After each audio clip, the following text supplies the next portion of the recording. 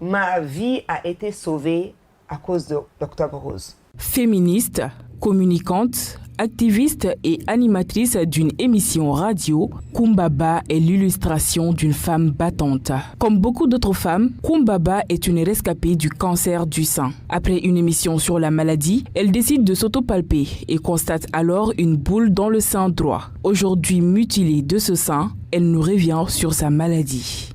L'année dernière, en octobre 2020, j'ai fini une émission sur les cancers féminins. Et je rentre chez moi et je me pose la question. Je dis, toi-même, tu aimes parler autopalpation, dépistage, mais quand est-ce que toi-même tu l'as fait pour la dernière fois? Et quand je me suis posé la question, je n'avais pas la réponse. Donc automatiquement, je me suis levée, je me suis déshabillée, je suis allée devant le miroir. Donc j'ai pratiqué les gestes et j'ai constaté une boule dans mon sein droit. Donc j'ai refait l'exercice, je reconstate la boule. Donc automatiquement, je prends mon téléphone et j'appelle un des docteurs avec lequel nous venions de finir l'émission. Docteur, j'ai une peur bleue, je ne sais pas si c'est le traumatisme de l'émission, mais je pense avoir constaté une boule dans mon sein. Il dit, Kumba, toi tu as trop peur, mais quand même pour te rassurer, tu peux venir si tu veux. J'ai le résultat de la biopsie un jour, je suis en circulation en train de conduire, mon téléphone sonne et le docteur dit, les résultats sont là, c'est devant moi, mais c'est un dépôt de fibrome. Vite à vie, ce n'est pas un cancer, c'est bénin. Le cancer du sein peut apparaître chez les femmes et rarement chez les hommes. Parmi les symptômes, on peut citer une boule dans la poitrine, un écoulement de sang par le mamellon, un changement de forme ou de texture du mamellon ou du sein, entre autres. À Dubaï, au mois de juin. Donc, je suis allée, j'ai demandé à faire un bilan complet. Donc, elle m'a prescrit 3 analyses. J'ai fait les 3 et tous ces 3 avaient le même résultat. C'était pas bon, ma tumeur n'était pas bonne. Et la biopsie a confirmé que j'avais un cancer stage 2. Donc ils ont demandé à ce moment qu'on enlève complètement mon sein droit. Donc j'ai accepté.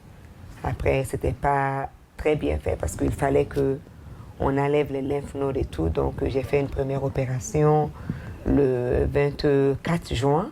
Après une deuxième, le 21 août. Le traitement, quant à lui, dépend du stade du cancer et peut inclure une chimiothérapie, une radiothérapie et une intervention chirurgicale. Quand elle est détectée tôt, le cancer du sein peut être guéri. Moi, je l'ai vécu bien, parce qu'il y a beaucoup de femmes qui survivent le cancer.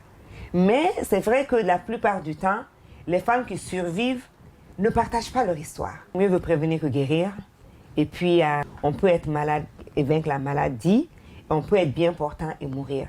Donc, il ne faut pas avoir une peur bleue, surtout aux femmes, de ne pas avoir une peur bleue pour s'auto-palper, pour se faire dépister. Toutes les femmes qui sont entre 40 et 50 ans, je leur demande ce mois d'octobre de le mettre à profit, de commencer à apprendre les bons gestes pour faire la routine mensuellement, qu'elles s'auto-palpent tous les mois. C'est très important. Et celles qui ont plus de 50 ans, de se faire une mammographie. On ne le combat pas pour soi seul.